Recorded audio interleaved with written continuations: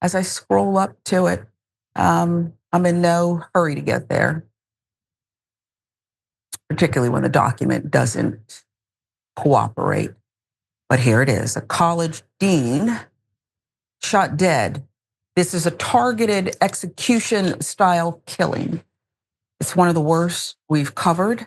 Let's get into the details for you. College dean in California shot dead. As we said, it was a targeted attack, execution style ambush by a former security guard. The shooting took place May 2nd at Spartan College of Aeronautics and Technology in Inglewood, California. Dr. Cameisha Clark had recently been promoted to Dean of Student Affairs. No one deserves this, but sometimes when I look at the victims' pictures, it's an extra blow, full of life and promoted. Former security guard is now facing felony charges after the fatal shooting. 40-year-old Jesse Figueroa. He worked security at the tech school. He walked into the building, opened fire in one of its offices, striking 35-year-old Clark and her 37-year-old receptionist, who was an unintended target. That's according to reports by NBCLA. Both women were rushed to the hospital. They were in critical condition. Clark died of her injuries on May 5th. That's according to family members. The other victim, who authorities have not yet identified, is reportedly still in critical condition. Authorities caught up with Figueroa shortly after he fled the scene of the shooting in his car. Lana Blackstar filling in the details for us.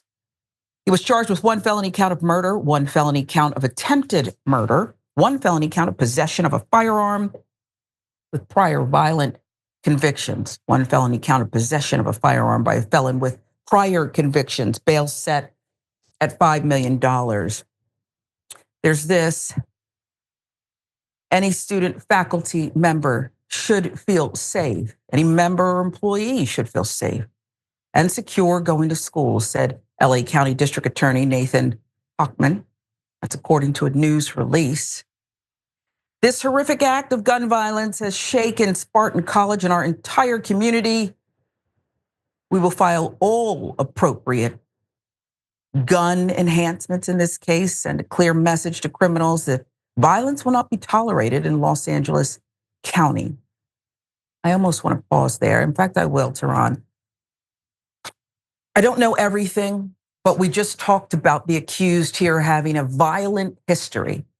And we have a district attorney there, LA County, talking about how they're going to do all they can to deter this kind of violence. That strikes me because only now that the worst has happened and two women gunned down, I don't know what the motive is. We'll get into that. But why? There's no good reason for that. So it's just the statement there. I feel like I want to pause and get your take initially, because we're so used to this and we're so used to statements like this. But what I just told you about his background does not jibe with the statement. Well, to be very fair, Sharon Reed, in the case of Los Angeles County and California as a state, they do have more stringent gun laws than most places, let's say comparatively to Texas or Alabama or Mississippi. However, the gun laws are still lax. This is a Second Amendment conversation. This is a gun law and gun restriction conversation. These are the times where Second Amendment people who forget about the First Amendment all the time will say, well, what about the guns? We should protect the guns. We shouldn't have any laws that restrict guns because criminals will still get guns. And that in itself is just actually an argument against all laws, because then we shouldn't have any laws because criminals will find a way to circumvent any law. That is how that works. We have a person who has a violent history, a violent criminal past, and with all due respect to actual mental illness, there is no cure for crazy. This is a violent, deadly act. This is something that is preventative when you look at the history of the person. And it's something that has been a continuing problem, especially in places like Los Angeles County, where despite all these restrictions and laws, we don't see the enforcement. And a lot of it does have to do, unfortunately, with the current DA. Wow. I agree. I agree wholeheartedly. And these people who just say you're in the NRA's pocket, the ones who are saying, well, good people need the guns and, assault rifles and all. Just stop it. Stop it. Let's talk about the Inglewood mayor, James T. Butt said, Figueroa was hired by the college 2 months ago. So not long ago. His motive for the shooting remains unclear at this time, but the mayor told the Los Angeles Times this was not any act of random violence in the city. This was an act of workplace violence, adding he had some disagreement about something he felt that the dean had done. Local reports also noted the mayor stating Clark was targeted and shot in the head execution style. Clark was an Atlanta native, 3-time Clark Atlanta University alum, earning her bachelor's, master's, and educational doctorate degrees from the university. WAGA, the local station, reported. Family members released a statement about Clark's death, remembering her as a compassionate, loving, and fiercely loyal person. We are beyond devastated. Cameisha's life was taken from us far too soon in an act of senseless violence that no woman should ever have to endure. She was an amazing person who didn't deserve this. She was living her best life, doing the work she loved. Family statement continues. Cameisha was the most compassionate, loving, and fiercely loyal person. She was radiant, joyful, driven, compassionate, woman who touched countless lives across the country, from her hometown of Atlanta, Georgia, to LA. She should be here. I don't even know what's in my crawl today, but I don't even like the term workplace violence. That the sheriff, the mayor, they're referring to workplace violence.